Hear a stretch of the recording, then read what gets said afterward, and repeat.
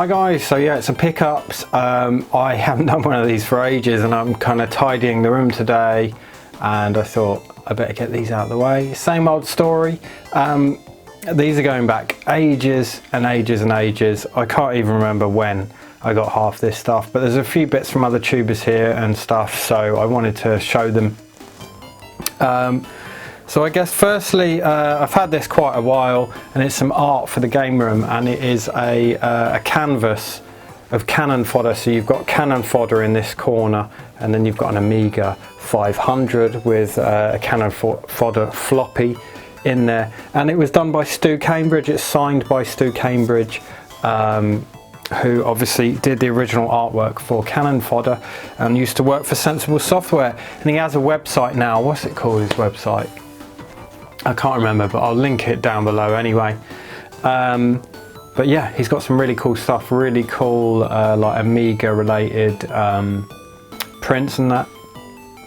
Really cool. Next things I got was from Craig, Goodwins Place. Now I have shown this first one in a video, but it was like a video on something else, so I just kind of mentioned it. But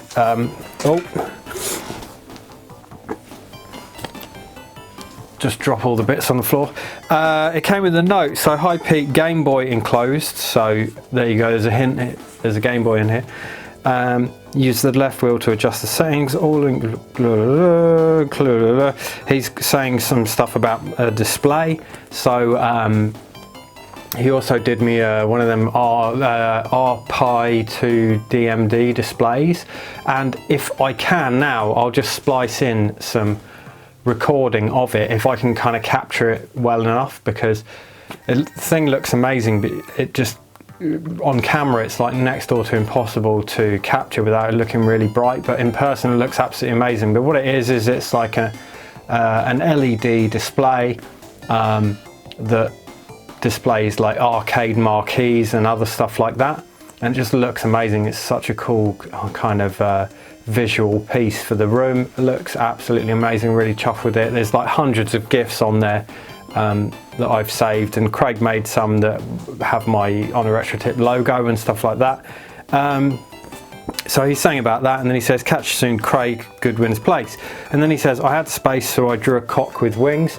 So he's drawn a little cock with wings there. Always appreciate a good cock picture.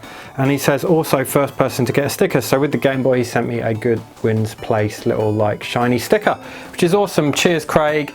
And what he sent me was this Game Boy. It's an original DMG Game Boy, and I wanted you know, a modded Game Boy original, because I have a Game Boy Advance that I use a lot that has the you know, like an LCD screen in there, and it looks amazing. So Craig's done this one, and this is the new they're called IPS V4 screens, so you could probably already see there that it looks stunning. That's not even the brightness turned up, so that's the brightness turned up all the way. Let's see if it'll focus. Come on. Yeah, there you go. So we've got Mario Land 2 here. So what you can do is, if you push in the contrast button, you can go through a load of different colours. You've got like black and white there, red. There's like, is that a colour one? Yeah, it's like a weird like sort of dual colour one. And then the original kind of Game Boy colour, which is what I always use anyway, the original kind of green. But yeah, I mean, again, it probably doesn't do it justice on camera, but the screen, it looks so amazing on this. And yeah, he did this for me. I chose the orange shell. I really wanted an orange shell, so it's like a clear orange. I think it looks absolutely awesome. And yeah, I've been playing that loads. One of the first things I did was play through Link's Awakening on there, and I've been playing a ton of other stuff on there. There's an Everdrive in there at the moment, in the back, Game Boy Everdrive. Oh no, that's Mario Land 2. I did have a Game Boy Everdrive in there earlier. And I also got this little stand. It's like a 3D printed stand, and I can't remember, did that come from eBay maybe?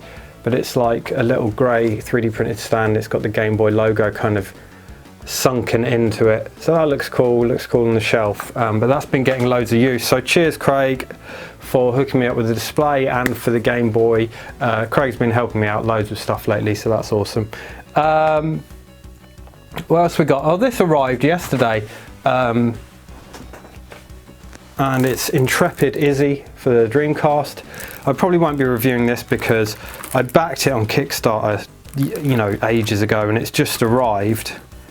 But a load of people got kind of like preview copies, and I was quite busy, so I didn't ask for one, so I think it's kind of too late to bother doing a review. But it comes with like Japanese artwork, so you've got like the Japanese spine and everything, but it comes with like PAL and US artwork that you can switch out. So like there's the US and there's the PAL, but the front cover came a little bit damaged, so I'm going to contact them and ask them if they can send me a new one of those. Sticking with the Game Boy, I bought this off Sam Long. So Sam Long, a lot of you know from the Facebook groups, and that is a Game Boy Camera. And again, I did show this in that same video, which would have been for the Game Boy operator, GB operator. But yeah, Game Boy Camera. And he chucked in some freebies as well. He threw in a magnifier for the Game Boy. I actually had this exact one back in the day. Light Magic it's called, and obviously that kind of goes on the front of the Game Boy and makes the screen a bit bigger. Technology, that, you know, that was the technology of the time. And he sent this weird like little Chinese hooky console as well. And it says review me on the front, which I probably won't be doing. But I haven't even tried that yet. I haven't even charged it up to have a go on it. Been so busy. Another one that came ages ago, and I did have this, which was like a PCB only, because they did a little run of them, which were just the PCB. And it's a Vectrex game, and that's Vector Blade. So I managed to get the complete boxed copy. That's in a box protector, but the whole shebang, I won't bother opening it up and everything, but you can kind of see what the overlay looks like there. But it's got really nice overlay, proper cartridge and everything in there. But this was really hard to get because they're being made and released by Pack Rat, and Pack Rat is like this Vectrex website. It's not only Vectrex, but it's run by literally one guy, and I don't think it's his full-time thing. I think he's got a job as well. So you basically put your name on a list, and when he gets to you, he gets to you. So I think I ordered it in November, and I didn't get it until like well into this year. So it must have been like March or April I got it. That's a guess. But yeah, chuffed to get that. I think it's made by Malbon, that one, Vector Blade, but it's like one of the best Vectrex games I've played. It's so good. It's definitely up there. It's like really cool. It's like a vertical shooter, like the old style shooters, like a fixed shooter, you know, kind of like in the vein of stuff like Galaga and Galaxian and all that. But it's got some really cool power-ups, and you can buy power-ups and this, that and the other, and it's like really got a lot of depth to it for a Vectrex shooter. So it's really impressive. Another one now from a tuber is I've had this so long, but I just haven't done a pickups. But it's one of those perla bead art things of LeChuck. How cool does that look? And that was just a gift from Scott's SegaSaturnLad. It just looks fucking awesome. Really chuffed. Like that's really like, you know, it shows about this community that's just like a really thoughtful gift, because LeChuck is one of the you know, most iconic video game characters to me, and this kind of the look from Monkey Island 2 is just so much nostalgia for me. So that's been up on my shelf with all my big box LucasArts stuff. But yeah, really chuffed with that. Thank you for that, Scott. Really cool. This one This one I got on eBay. So funnily enough, I've been looking for one of these for ages, but like not really, you know, not really actively looking.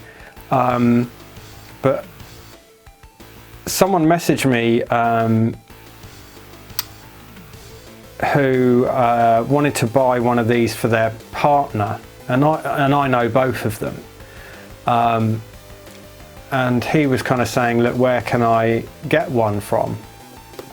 And I said, well, there's two on eBay right now. And I said, I'll tell you what, you know, you tell me which one you're going to buy, and I'll buy the other one. Because I think they were auctions, but they both went for like a reasonable price. I can't remember how much it was.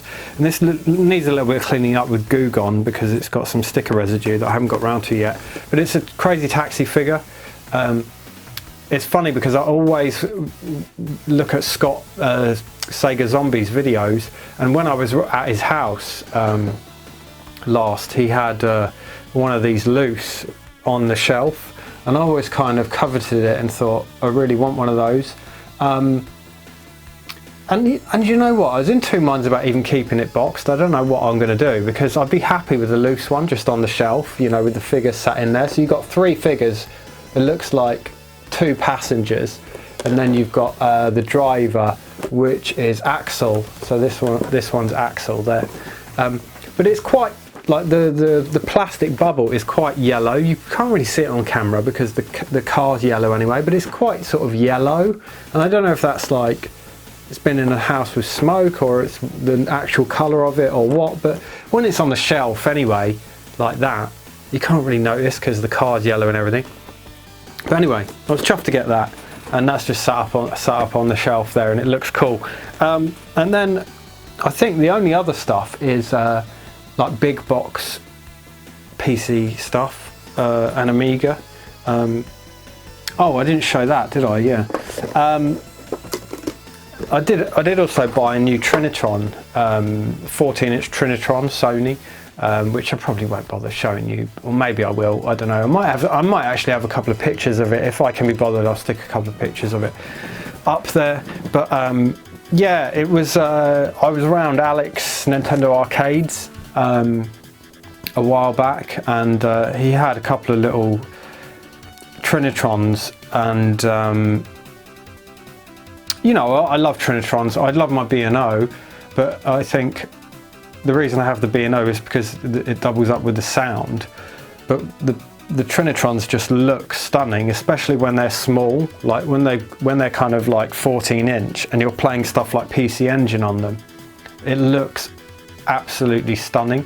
And Alex had a PC Engine hooked up to one of his Trinitrons on the day, and I just thought, fuck, that looks well good, I'm going to order one of them. And I literally think I went home and just went on eBay, and there was one locally. And what happened with it, I bought it for like really cheap, and the screen was like slightly off center, which isn't a problem. You just go into the service menu and you can move you know, the screen around. But I was pressing the code because I just googled what's the code for service menu on that model, and I can't remember the model. It's like a 141T1U or something like that. But anyway, I was trying to press the code on the controller, and it wasn't going into the service menu. And then one of the buttons for this code, it didn't work, and I think, was it the volume or something like that, or the channel up, or one of the buttons, or it was one of the numbers, because when I was pressing that just to, you know, do whatever it would normally do, it was doing nothing. So I ended up having to order a replacement remote online, which cost me like £9. Ah, no, there, that was it. So I paid 25 quid for the Trinitron, which was like amazing, well chuffed to get a 14-inch Trinitron for 25 quid these days. Because most people on eBay try and sell that stuff for silly money, and it's like, well, it's not, you know, it's not worth that much. Yes, they're desirable, but they're not worth a fortune. So the guy I bought the telly off paid me the 9 quid back of the 25 quid I paid. So it cost me 25 quid, but I ended up paying him 16 quid for the TV and then 9 quid for a remote. So it was 25 quid to me in total. And then the second remote came from eBay, and that worked straight away. Went into the service menu and I was able to realign the screen. And I've had the PC Engine hooked up to it since, and it just looks awesome on there. PC Engine, it just looks so good on there, it's ridiculous. So I've kind of got a Trinitron that side and a B&O and a little like PVM, JVC PVM equivalent on that side. And then obviously the modern screen here, which is kind of, this is like a desk area that I've been using for work, and then I've got the Switch and the JTAG 360. I don't even know if did I mention I bought a JTAG 360, because a while back I sold my JTAG 360 to CineSteve, and then that GoldenEye remake came out and I was like, fuck, I wish I still had the JTAG, and I managed to pick up a JTAG like well cheap. So that's been getting some use, that's down there. But yeah, anyway, we've got 4 screens in here and it's, you know, more than enough for what I need really. But yeah, anyway, I am waffling on, I do apologise. Pickups, we've got a big box Amiga game, or a small big box, and that is Kickoff 2. I was kind of looking for Kickoff, like what kind of release did Kickoff get? If the Amiga aficionados like Stephen and Mike and that can tell me, did the original Kickoff get like a normal release like this? Because I only ever see it like loose discs or other stuff. Maybe it's just really rare. But Kickoff 2 I loved. One of my favourite kind of Amiga and 16-bit era football games. And really after the 16-bit era I kind of didn't really play any football games, and still haven't. You know, it was like FIFA 95 and 96 I played, and stuff like Kickoff, World Cup Italia 90, and then I think I played a couple of the Pro Evolution Soccers on the, would have been on the PlayStation 1 or 2, or maybe it was called, I can't remember, was it called something else? But anyway, awesome game. And then some big box PC stuff. So this is one that I've been after for ages, and I keep getting outbid on it, and it just gets frustrating, and I kind of did something that I don't normally do, and I bought a stopgap. In fact, there's a couple of stopgaps in here. It just kind of annoyed me how much these go for, and this popped up cheap. So it's Quarantine on the PC, and if I kind of move the light, you can see there's like very slight indentations there. I mean, it's not actually that bad. It's not actually that as bad as I'm making out. I say it's a stopgap, but it'll do. Like, I've seen these go for, I mean, I've been outbid on a couple of these for like 40 quid, but I've seen them go for 100 quid. And it's got all the gubbins inside. It's got the CD, and when I used to own this as a kid, and funnily enough, that wasn't the box I owned. The one I owned was the Advantage one, which is like the budget re-release, which is like a white box. But yeah, when I was a kid, I used to put the CD in my hi-fi in my bedroom and listen to the music, because it had a really cool soundtrack. But yeah, most of you know that I'm a huge fan of that game, Quarantine, a lot of memories, and that was about, it was something like 25-30 quid, which, you know, I'd happily pay, because yeah, seems to go for silly money.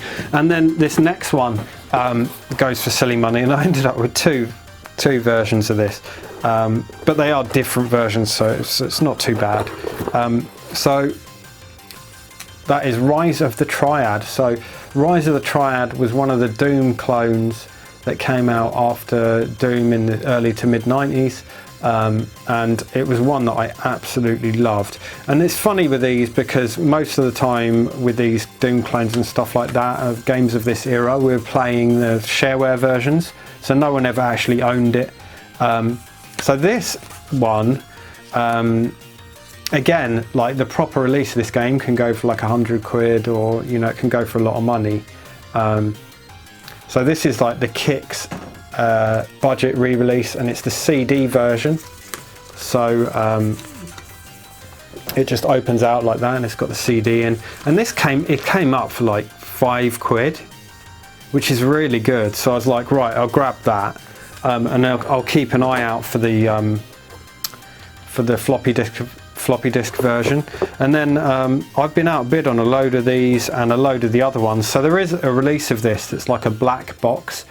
But I do love the artwork on this one. This is the Kix XL version of the of Rise of the Triad, and to be honest, because of like the way that shareware stuff works, this is probably the one that most people would have had. If you ever bought Rise of the Triad, you probably would have bought like the budget re-release, right? Like people weren't rushing out. Well, certainly not young people where I was. They weren't rushing out and like paying for full whack for shareware games. But yeah, I do love the artwork there, and yeah, it's got some really cool screenshots on the back. But yeah, this was developed by Apogee, and it's awesome. If you haven't played it, you should check it out. I'm sure it's on GOG or DOSBox or all that jazz. But it's like a really cool Doom clone. And then the last two were gifts from a tuber. And really chuffed with this. So your friend of mine, Adisneakerfreak Steve, he sent me a picture saying he's been up in the loft and he's dug out a load of his old big box PC games, and was I interested in any? And I said, yeah, I'm interested in this one. How much do you want for it? And he said, no, it's a gift, which is great. And it's probably the last game in this series that I wanted, and that is X-Wing Alliance. So it's obviously the X-Wing series. I have up there X-Wing, I've got TIE Fighter, I've got X-Wing versus TIE Fighter, possibly one other, but they're all the ones I'm really interested in having, and then this one. So chuffed with that, and it's CD-ROM version. Yeah, all the gubbins in there, really cool, and it's a really nice condition. There's some like edge wear and stuff, but there's going to be. It's you know, an old game, and it says, yeah, Windows 95, 98 CD-ROM, which is really cool. And what are the specs? CPU 200 megahertz or faster, 32 meg of RAM required. Blimey. Love it. Cheers, Steve. Really chuffed with that. And he also threw in a freebie, and it's a game that I've never played, but he said it's really good. And it looks like, is it a point and click or like an adventure? It looks like some kind of adventure game, but it's Star Trek The Next Generation, A Final Unity. And it says, with the voices of the TV cast. So it obviously had the original cast involved. But yeah, it looks interesting. It says, embark on an adventure beyond your imagination. And it's got some pictures of what looks like a point and click interface, and then some, you know, some cutscenes and stuff. So that's cool. Cheers, Steve. Much appreciated. Anyway, I think that's all my pickups. I don't know, man. It's been so long, and I just do pickups so erratically now that I don't know whether I'm coming or going. But yeah, thanks to everyone who sold me stuff or sent me stuff or gave me gifts or whatever in this bundle. And I'll see you guys next time. Peace.